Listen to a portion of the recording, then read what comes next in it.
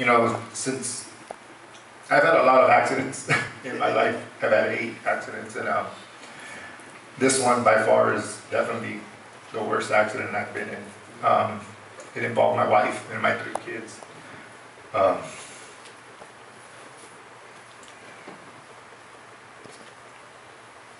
You know, I was in 23 days in the ICU.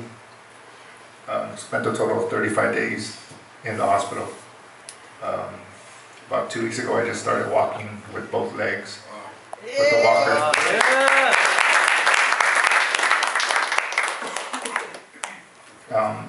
I've had a lot of support from my mother and my father coming by. Scott's come by a couple times. Who's your mom and dad?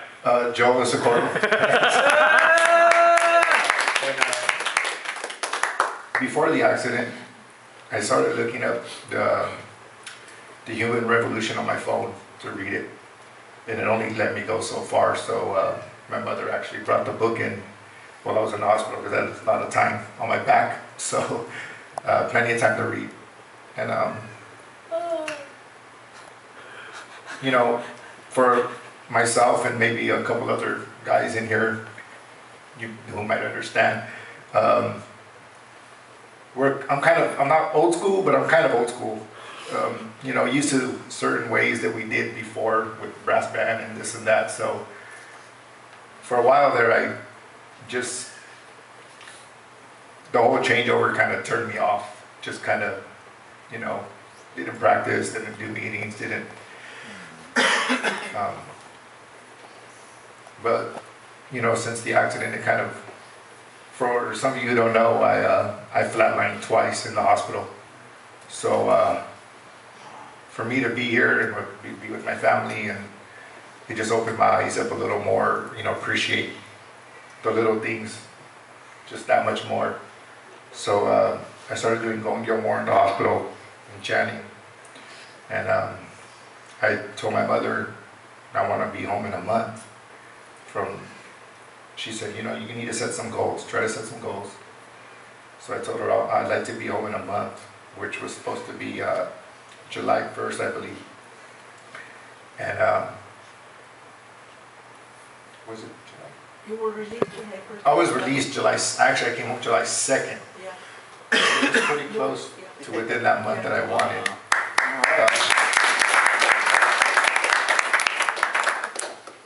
You know, at 36, you know, I try to find what my purpose is in life, you know.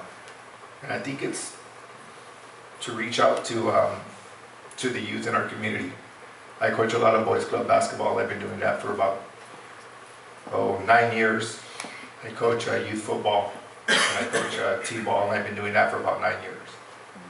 And I myself played a lot of sports, so I think that's my way to give back to these to the youth. I think that's one of my purposes in life, is to reach out to these young kids.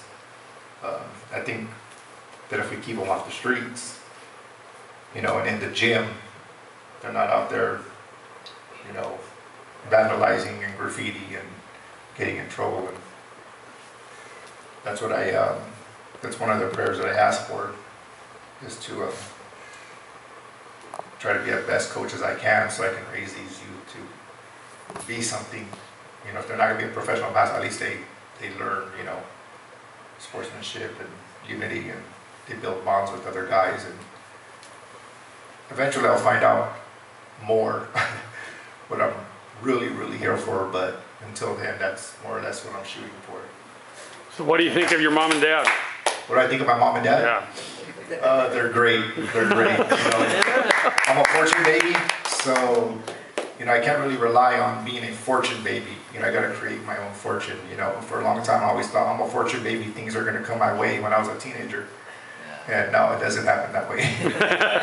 you got to go out and get it and earn it. And you know, it took me a little while to realize that. You know, from the whole changeover, but now it's slowly but surely coming along. And thank you very much for having me.